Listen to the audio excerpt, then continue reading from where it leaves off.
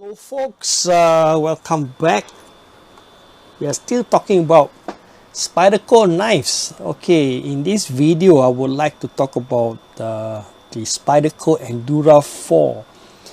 What I have with me is something that I carry in my pocket every day. This is actually the latest rendition of the Endura. I've actually introduced this knife in an earlier video about folding knives with locks. So I just want to break down a bit on what you see here. The textured handle here is actually improved with a bi-directional pattern that actually really grips well on your hand. Of course, the pocket clip, you can see here the 3 screw on the pocket clip. It sits very well, and you can actually reverse it to the other side. And you can also rig this knife for tip down or tip up carry.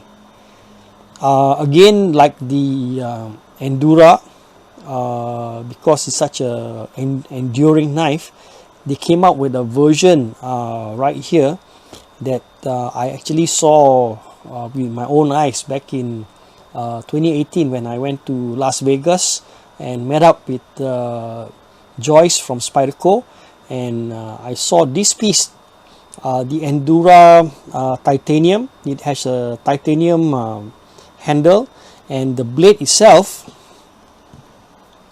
is Damascus. This is one of the most beautiful knives that I've come across, and highly functional, and I'm a big fan of Damascus as well as titanium. What I like about the knife is that it's not so how would I put it, not so flashy. It's very plain looking, just like the normal cousin, the plastic ones.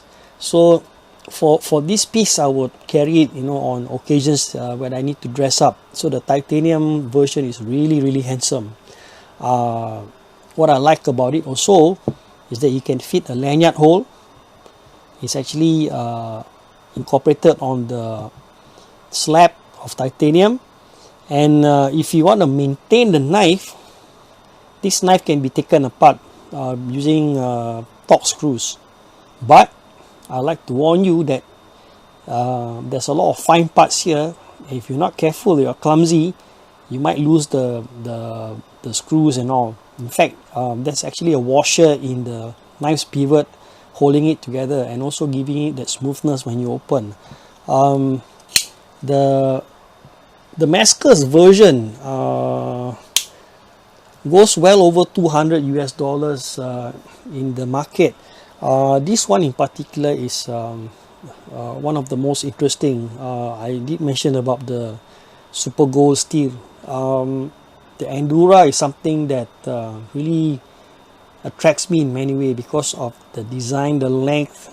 What I find to me attractive is the ease of use, and it's pretty easy to maintain in the field. The titanium version of the Endura is something that I've looked at for a long time. Something like a reward I give myself, for enduring so long. So there's a smaller version that sits in between. I can't really recall the name. They just launched it some time back. I will go into that if I can get hold of a piece. But as far as I'm concerned, the Enduras, the reason why they are still in the market is because of its cost efficiency, and there's so much things that you can do with it. In particular, if you're one of those guys who spend a lot of time outdoors, this is a knife that is very lightweight. It doesn't get in the way, and I think there's no issues at all, in terms of ease of maintenance and all that. It is definitely there to stay. Now I have another knife from Spyderco's lineup that is really huge. It's called the military. I will talk about that later in the next video. So there you have it, Spyderco Endura. Thanks for watching.